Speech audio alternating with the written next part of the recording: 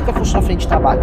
Se o marmanjo, que o Zema ficou me imitando, mas tudo bem, que imite, aparece lá numa cidade, lá no CRAS, eu quero agora o meu Bolsa Família, vai aparecer um papel na frente dele. Aqui tem um formulário, meu filho, que você trabalha na frente de trabalho pra gente recapear a estrada. Não quero. O problema é seu, então não vai pegar essa Bolsa Família. Papo reto. Mas vocês, qual que são qual que é a plataforma política? Quais são as propostas que vocês estão apresentando para o público em temas como economia, segurança pública? Por exemplo, o que vocês acham hoje da atual legislação criminal do Brasil, com 50 mil mortes por ano, o número de milhões de assaltos que acontecem todos os dias em todos os cantos do Brasil e uma justiça que mal consegue prender os bandidos? Qual que seria a proposta do Missão para a segurança pública? Falo de uma maneira bem ampla. A gente olha o seguinte, o nosso plano eu preciso tornar o Brasil uma das 5 maiores nações do mundo em 30 anos. Isso significa não ser terceira via, significa que a gente vai chegar ao poder e vamos ficar bastante tempo lá, eleitos democraticamente, mas fazendo os melhores governos que o Brasil já viu.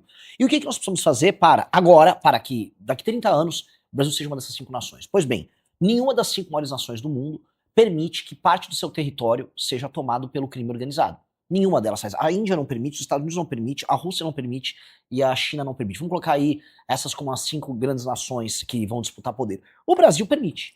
E nós temos que erradicar isso. Então qual é a política que nós vamos adotar? Aumento das leis penais, a mudança profunda das leis de execução penal, que permitem famosas progressões e a saidinha. Paralelamente, a instituição do direito penal do inimigo no Brasil, ou seja, criar um regime especial penal para membros de facções que façam com que a lei contra eles seja muito dura e muito rápida. Ou seja, que o Estado disponha de meios especiais de enfrentamento a eles. Então um cara que é um membro de uma facção, ele não tem progressão de pena, ele não tem uma coisa que é muito importante, que é a presunção de inocência. Hoje, né, qualquer julgamento, ou mesmo uma abordagem policial, existe uma presunção de que a pessoa é inocente, certo? Se o cara é identificado, um sujeito, como membro de uma facção por parte do Estado, parte de uma investigação do Ministério Público, da polícia, um policial ao abordar ele está em presunção de crime. Ele está em permanente cometimento de crime. Logo ele já vai preso na hora. Ele já é levado em cana. Não vai ter audiência de custódia, não tem juiz de garantia, não tem absolutamente nada. As penas para ele serão muito pesadas e, portanto, o enfrentamento ao crime organizado se torna facilitado. Só que mesmo com esses instrumentos, eu vou precisar fazer algo similar a uma guerra contra o crime. Por quê? Porque eles já se encastelaram em muitos nichos do território brasileiro, muitos nacos. Então, tem cidades inteiras no Ceará, como Santa Quitéria, que foram tomadas pelo crime organizado. Tem partes inteiras do Rio de Janeiro que foram tomadas pelo crime organizado. Para eu retomar, não será bonito. Há uma guerra. E essa guerra precisa se iniciar logo no início do nosso primeiro mandato. Então, sempre tendo em vista, e acho que isso vai ser um tema recorrente nessa entrevista, sempre tendo em vista onde eu quero chegar daqui a 30 anos, eu preciso começar agora retomando o território. Até porque eu não consigo fazer nenhuma política pública de educação, saneamento básico ou urbanismo numa favela se eu não erradicar o crime organizado. Simplesmente seria esquizofrênico da minha parte. Não, eu tô melhorando a educação ali, mas tem um cara de metralhadora logo ao lado. Isso não existe. Não, claro, é claríssimo. Mas agora, vários pontos que você tratou, por exemplo, a primeira pergunta, isso já está sendo feito em alguns países aqui da América Latina. O El Salvador é um caso típico. Rapidamente, o que você acha do modelo de Bukele no El Salvador? Seria replicado aqui no Brasil? Ou você pensa em algo além daquilo que está acontecendo no país? É similar ao Bukele no sentido de que ele gerou quase uma refundação do país baseado na destruição do crime organizado. El Salvador, como qualquer nação da América Central, é entendido como narco-estado pela comunidade internacional. Por quê? São um lugar de passagem entre a produção, por exemplo, da cocaína que acontece na América do Sul e o mercado consumidor que está na América do Norte, nos Estados Unidos em especial. Então, não havia autoestima nenhuma da parte da nação salvadorenha. Quando o Bukele assume e quando ele impõe uma derrota humilhante ao crime organizado, e ele impõe políticas muito similares às que eu estou propondo, o que ele obteve foi o El Salvadorenho falando, nossa, eu pertenço a um país, meu país faz sentido. E aí ele conseguiu implementar outras políticas na área de saúde e de educação que são impecáveis. Eu tenho quase nada ruim a dizer sobre o trabalho dele. Então, obviamente que ele é uma inspiração. Há diferenças? Por exemplo, o Brasil é um país de dimensões continentais e você tem um modelo de polícia controlado pelos governos estaduais que, vamos dizer, impõe uma atuação política diferente por parte do presidente da República. Não acho que será, vamos dizer, deletério porque a gente pretende fazer, mas é diferente. Também tem a questão das favelas no Brasil. Diferente de outras nações, o Brasil cometeu o erro de achar que a favela faz parte da sua identidade. Aqui é favela, vem gringo pro Brasil, recebe um gringo, olha só nossa favela, a Anitta faz festa na favela. Eu quero acabar com a favela. A favela tem que deixar de existir. E a favela é, por excelência, junto com as cadeias, o local onde o crime organizado opera. Então, este é um trabalho que nós temos que fazer depois da destruição do crime. Não que não exista coisas similares à favela em El Salvador, mas aqui isso é bem mais grave. Pois é, mas existe também, além disso, uma questão cultural, porque além da parte física da favela, existe também uma produção cultural de música, de filmes, né, até de vídeos agora no YouTube que acabam exaltando a vida de bandidos mesmo, de traficantes, né? O funk é um caso típico. Você proibiria o funk, por exemplo, como luta contra esse tipo de cultura que exalta criminais? Olha que libertador que eu vou falar agora. Sim. Olha que libertador, porque as pessoas acham, especialmente no campo do direito, nossa, mas e a liberdade de expressão? Não tem liberdade de expressão para um cara que está exaltando o Comando Vermelho, que todo dia mata algumas dezenas de pessoas. Boa parte dos brasileiros que morrem todos os dias morrem em conflitos envolvendo facções. E quase sempre você vai ter ou o PCC ou um afiliado do PCC, ou o Comando Vermelho ou um aliado do Comando Vermelho. Eles estão matando nesse instante que eu estou aparecendo na TV para as pessoas assistirem, tem alguém morrendo na mão deles. E a gente vai aceitar que existam músicas que teçam loas ou divulgam isso? Não. Na Dinamarca, tô falando de uma democracia escandinava, todo mundo gosta de falar, vai fazer divulgação de facção criminosa. Dá ruim pra você, vai dar ruim aqui também. Ah, mas e a liberdade do funkeiro, você cantar uma música pra sua facção? Não terá. Pronto. Mas isso também tem outra consequência, só para terminar o assunto segurança. Temos alguns riscos à liberdade civis, a questão da liberdade de expressão, por exemplo, é um ponto que você citou, mas, por exemplo, você está falando do uso da violência, da força para retomar território que hoje está nas mãos dos traficantes. Ou também da inversão do ônus da prova e do fim da presunção de inocência. Você não acha que isso pode acarretar uma série de riscos e de eventuais ameaças para as liberdades individuais e até conflitos com a Constituição vigente? Não, do ponto de vista não só constitucional, o Brasil já, vamos dizer, acolheu em outras legislações sobre combate ao crime elementos de direito penal do inimigo, elementos de exceção, e esse estatuto seria basicamente um elemento de exceção só para membros de facção. Tanto tem que ser uma legislação muito precisa, que enquadra exatamente o que é uma facção criminosa, e que permita que as forças de investigação do Estado brasileiro possam identificar, olha, esta pessoa é membro dessa facção. Com base nisso, o direito penal do inimigo é aplicado a ela. Uma pessoa comum, para dar um exemplo para quem está nos assistindo, uma pessoa comum que, sei lá, estava numa festa e deu uma porrada na cara de um outro cara na festa. O direito penal será o direito penal normal para ela, porque essa pessoa não é membro de uma facção. Ela está enquadrada dentro da lei brasileira. O faccionado não. Então tem que ter um status diferente. Igual existe em outros países um status diferente para um terrorista. Então o terrorista terá um enquadramento muito diferente. Nos Estados Unidos você teve uma versão disso que foi o Patriotic Act, que basicamente instituiu um direito penal do inimigo para membros de organizações terroristas islâmicas. E nós temos que fazer o mesmo aqui no Brasil com essas facções. Porque a situação com as facções no Brasil é muito pior do que das organizações terroristas nos Estados Unidos. E dito tudo isso, caso vocês consigam mudar essa legislação, temos outra questão, que é o judiciário. Porque Sim. temos não só um STF problemático, mas vários juízes de várias comarcas que acabam soltando criminosos. Tivemos um caso no Rio de Janeiro recentemente, onde uma pessoa com dezenas, mais de 80 passagens pela polícia, foi libertado porque o juiz entendeu que não havia como prever o cometimento de novos crimes.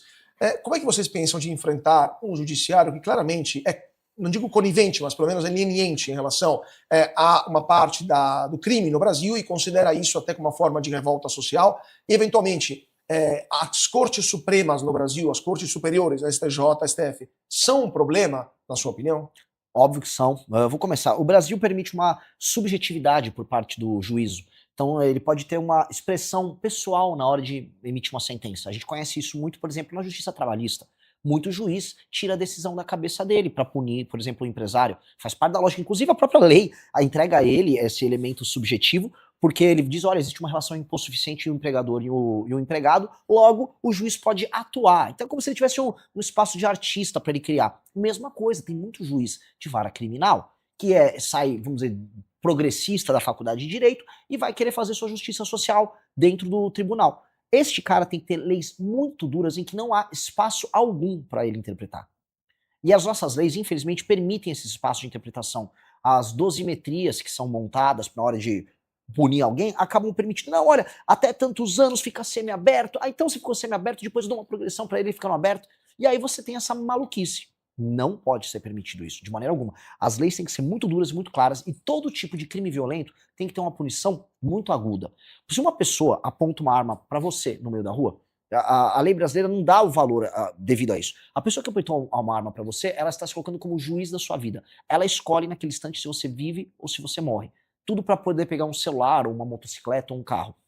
O ato de apontar essa arma, portanto, é um ato violador de direitos fundamentais colossal. Portanto, uma pessoa que aponta a arma para outra no meio da rua, essa pessoa tem que ficar no mínimo 20 anos em cárcere, pronto, sem nenhuma progressão. A pessoa tem que entender que o roubo à mão armada tem um peso muito maior do que as pessoas imaginam. E aqui no Brasil, esses juízes soltam uma pessoa que efetua um assalto e falam, ah, não, mas ele não matou. E daí que não matou? Ele se colocou como um juiz da vida de outra pessoa. A pessoa que se colocou nessa posição, essa pessoa tem que ter uma punição colossal. Nos Estados Unidos essa punição é gigantesca. Na China essa punição é gigantesca. Se não me engano, dá até pena de morte na China. Aqui no Brasil tem que ser colossal também. Passando um pouco agora para a parte econômica, que é outro grande tema do Brasil, né, junto com a segurança. Temos um país que parou de crescer, pelo menos nos ritmos que crescia no começo do século.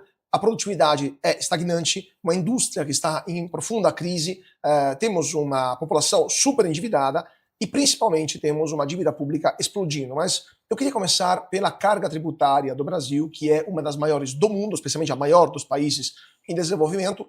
Você acha que isso é um problema, pagar tanto imposto no Brasil? E como que vocês acham que seria uma solução para esta condição? Ela é um problema e ela é uma consequência de outro problema. Ela é consequência de uma Constituição que ela engessou absolutamente todos os gastos obrigatórios, tudo é gasto obrigatório, e todos os gatilhos de aumento de gasto obrigatório no Brasil são vinculados a isso. Portanto, a Constituição de 88 foi uma maldição que acabou com a capacidade de crescer do Brasil, acabou com a capacidade do Brasil investir em infraestrutura. Ela é uma maldição. Essa Constituição, ela é amaldiçoada. É como se alguém falou, ó, vocês no Brasil não crescem mais. Tá? Vocês acham que deveria, desculpa a gente interromper, mudar a Constituição por causa disso? Espero fazer isso no meu segundo mandato. No primeiro mandato eu vou ter que fazer as reformas para o Brasil andar. No segundo é legal a gente começar a discutir, sim, uma mudança profunda na Constituição. Ela é um lixo, a nossa Constituição, com todo respeito aí. Quem comemora a existência disso aí tem que chorar. E aí, na hora de garantir os direitos que são meramente nominais, todo mundo tem direito à educação. Nossa educação é um lixo. Ah, eu tenho direito à moradia. Tem, o Brasil se favorizou depois da Constituição de 88. Os direitos são nominais, mas os gastos públicos vinculados a esses direitos, eles estão lá. E eles aumentaram demais. E desde o governo Fernando Henrique para cá, optou-se por aumentar a arrecadação. E aí você fica aumentando a arrecadação. Isso vai desde, vamos dizer, melhoria na eficiência da cobrança, somado às alíquotas. E aí você foi punindo a atividade produtiva no país. E o que nós temos? Um país que é pobre, mas que cobra imposto de país rico. Para você poder mexer nisso sem estourar o que você falou, a trajetória da relação dívida-PIB, que hoje está indo estourar, você vai ter que mexer na despesa. E aí eu tô avisando para todo mundo, e eu sou o único pré-candidato que não está mentindo sobre esse assunto. Eu gostaria de ver os outros falarem. Que você vai ter que mexer muito, mas muito. Eu tô falando mexer demais na despesa. Eu tô falando em mexer em mais de 200 bilhões por ano na parte de despesa. Então vai ter que mexer nas indexações, a subida do salário mínimo para aposentadoria, BPC e outros benefícios. Tô falando das vinculações de educação e saúde. Tô falando de aposentadoria que vai precisar fazer outra reforma. Tô falando de renúncias fiscais, tô falando de Zona Franca de Manaus, que todo mundo tem medo de falar, para não perder voto lá. Eu vou falar de tudo isso, eu vou falar isso de uma maneira honesta, porque os outros são desonestos. Quando, por exemplo, o Flávio Bolsonaro falar, eu não vou apresentar proposta nenhuma, ele tá mentindo. Por quê? Veja, ele tá falando em reduzir imposto. Ah, o Lula só aumenta o imposto, taxado. Sim, o Lula aumenta imposto e é taxado mesmo. Ele faz isso. Dito isso, ele só vai conseguir abaixar imposto no médio prazo, porque no curto não dá, se ele começar a cortar. Ele avisou isso pro eleitor? Ele não avisa pro eleitor, ele dança igual um mongoloide. Ele parece um débil mental nos eventos dele. Então fica iludindo as pessoas, balançando o braço. O Zema não quer falar assunto, vou vender aí Petrobras. Vai vender Petrobras? Ele não privatizou nada, nem em Minas. Nem em Minas ele fez privatização, ele disse que vai vender a Petrobras. E quem disse que é o correto vender a Petrobras? No mundo que está em crise por recursos naturais, com guerra inflacionária sendo tocada pelos Estados Unidos, jogando pressão sobre a China com o aumento dos preços dos combustíveis, com conflito. Faz sentido isso? Correio, eu concordo. Estatais inúteis e não estratégicas, eu concordo. Petrobras, às vezes, você não venderia. Petrobras, você Embrapa não também não. Assim, privatizar Embrapa é igual privatizar o ITA. Privatizar uma das poucas coisas que funcionam e realmente agregaram valor para a história brasileira. E a questão que você falou dos cortes, só para a gente aprofundar um pouco isso, uma das maiores despesas que temos no Brasil, além das aposentadorias, são os repasses para as famílias, Bolsa Família, BPC, entre outras coisas. Você cortaria a Bolsa Família, cortaria o BPC? Eu vou trabalhar para que essas coisas, no long run, diminuam até, se não desaparecer, até ficarem insignificantes do ponto de vista orçamentário, como fazendo as pessoas trabalharem e gerarem renda. O que tá acontecendo agora eu tô chamando o Brasil de República de Turilândia. O Brasil é um grande Maranhão. E ele não está sonhando mais São Paulo, está sonhando mais Maranhão. Então você que está me assistindo, entenda, você é administrado por uma turma do Amapá, do Piauí e do Maranhão. Essas pessoas mandam em você. Então por mais que a galera nos assista, seja no mercado financeiro, esteja num prédio espelhado na Faria Lima trabalhando, tomando Starbucks dele ali no copinho, tudo muito cool, tem um cara lá do Maranhão te administrando.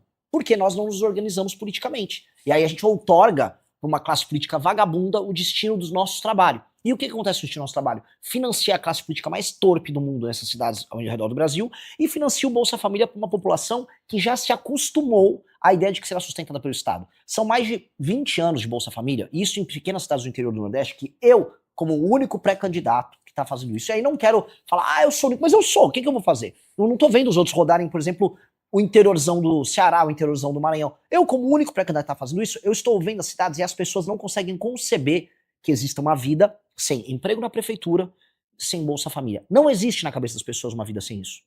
E essas pessoas já conseguem conceber que ela pode fazer um bico aqui e um bico ali, recebe um dinheiro do governo e vão se arrastando.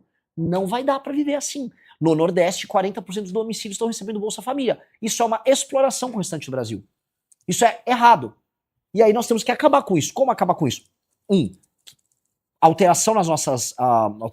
fazer a reforma fiscal que eu estava comentando, leis de competitividade muito forte, investimento pesado e frente de trabalho. Como é que vai funcionar a frente de trabalho? Se o Marmanjo, que o Zema ficou me imitando, mas tudo bem, que imite, aparece lá numa cidade, lá no CRAS, eu quero agora o meu Bolsa Família, vai aparecer um papel na frente dele. Aqui tá um formulário, meu querido, pra você trabalhar na frente de trabalho pra gente recapear a estrada ali. Não quero. Problema seu, então não vai pegar seu Bolsa Família. Papo reto. O Roosevelt fez isso nos anos 20 pros anos 30 nos Estados Unidos, na crise de 29. Ou seja, há 100 anos atrás, praticamente, eles trouxeram isso como solução. A gente não vai conseguir fazer? Na Alemanha também tem isso, para você receber a ajuda do Estado, precisa se recusar 3 ofertas de trabalho, perde o benefício. Terminando esse assunto, que infelizmente o tempo está correndo, o governo Lula está prestes a colocar em votação o fim da escala 6x1 no Congresso Nacional. É uma pauta que foi apresentada pela deputada Erika Hilton, aqui de São Paulo, do PSOL, e que o governo abraçou, está apresentando outras propostas, há várias propostas na mesa, mas eles estão determinados a aprovarem isso até o final do ano. Sua opinião sobre o fim da escala 6x1 e o que o Missão faria? Ou melhor, o que os futuros deputados do Missão, que já estão no Congresso hoje, vão votar sobre esse assunto? Em bom português, esse projeto do governo é picaretagem. Picaretagem pura e simples, picaretagem ano eleitoral, é enganação com o trabalhador urbano. Vamos lá, vamos explicar aqui. Essa coisa da escala 6x1 foi uma descoberta de um vereador do Rio de Janeiro. O marketing da escala 6x1, para falar isso, do fim da escala, foi um vereador do PSOL no Rio que percebeu que trabalhadores urbanos que moram em periferia e vêm trabalhar em regiões centrais, como acontece no Rio, em São Paulo, em Belo Horizonte, Brasília, essas pessoas têm uma vida infernal. E tem o deslocamento. Elas gastam no trânsito 1, 2 horas para ir, 1, 2 horas para voltar. E aí elas trabalham trabalham pelo menos 6 dias na semana nisso. E isso, vamos dizer, esgota elas e elas não veem ganho material por conta do trabalho delas. É uma vida triste. E é verdade. Só que outras coisas incidem para a vida dessa pessoa ser ruim. A infraestrutura de trabalho, os impostos que são cobrados em todos os produtos que ela consome, a pobreza generalizada, a falta de segurança. Então, aquela pessoa está esgotada por conta do modelo de Brasil. Aí vai um malandro e fala, não, é por causa das 6x1, é o seu patrão que está te roubando. Aí eles propõem, você vai trabalhar menos e vai ganhar igual. Isso não vai acontecer. Nós estamos assim, o que ainda resta de presença brasileira nas cadeias globais de produção, para quem não entende, vou dar um exemplo. Você tem em Sorocaba uma fábrica de autopeças voltada para o mercado automotivo. Essa fábrica vai fornecer para uma montadora no Brasil, das poucas que ainda existem, e também vai vender para uma filial, uma subsidiária na China, outra na Índia, outra nos Estados Unidos. Se você aumentar o custo, e o Brasil já está na tampa em termos de competitividade, assim, não dá para melhorar muito com o arcabouço legal que a gente tem, essas empresas vão perder contratos, aí ela vai fechar. Aí as perdas em escala vão ser gigantescas. Você vai fechar fábricas, as expectativas são as piores possíveis sobre esse projeto.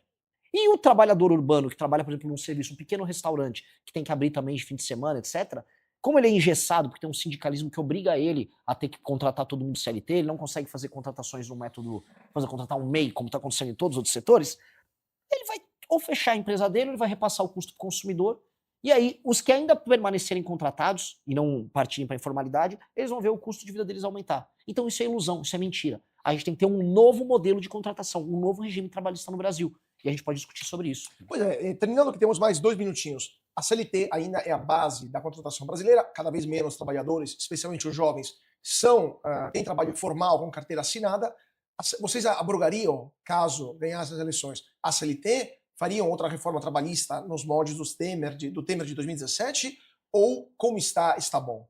Nós precisamos ter um novo marco de contratação das pessoas extremamente flexível, garantindo, obviamente, certos limites em termos de jornada, mas permitindo a capacidade de negociação entre o trabalhador e o contratante, dando competição entre os próprios sindicatos para que o trabalhador, na hora de fazer uma negociação coletiva, tenha opções de sindicatos que possam ajudar ele nessas negociações coletivas e assim fazer, como nas melhores experiências do mundo todo, sua jornada de trabalho e nós arrancarmos com base nisso a necessidade que muitos têm de virar MEI. Porque o que acontece? O MEI está gerando uma distorção tributária também. Porque aquela pessoa não é um empresário, aquela pessoa está fazendo um contrato individual, no fundo a pessoa está se adaptando com um contrato individual para poder trabalhar. Isso está acontecendo em todos os lugares, especialmente na área de serviço e comércio, todo mundo sabe disso. Pois bem, com o regime novo não precisa ter mais isso. E aí você vai poder baixar também a tributação sobre os salários das pessoas e você vai poder facilitar todo mundo contratar e demitir. E outra coisa que a gente tem que começar a discutir, se isso é um contrato entre privados, por que tem que ter uma justiça trabalhista? Ela custa 23 bilhões de reais por ano e subindo. Ora, é mais fácil então eu acabar com a justiça trabalhista e usar o impacto fiscal disso para reduzir ou praticamente zerar a tributação sobre o trabalhador. Vamos fazer isso de maneira inteligente. Reduzir a tributação sobre o trabalhador, permitir flexibilização, e aí todo mundo vai ter muito mais facilidade para ser contratado. Essa é a lógica. Então, numa frase, antes de ir pro break, você acabaria, caso eleito, com a justiça trabalhista no Brasil? Com certeza. Conheço bem e é assim, é sabotagem. Perfeito. Vamos continuar com esse papo, mas antes disso, um rapidíssimo intervalo, 2 minutinhos, e voltamos aqui no BMC Talks para falar com o pré-candidato à presidência da República para o Missão, Renan Santos. Não saia daí, voltamos já já. Gente, meu povo arretado, se tu quer saber tudo sobre o MBL, o Partido Missão e cada cara que tá nessa história, não perde tempo.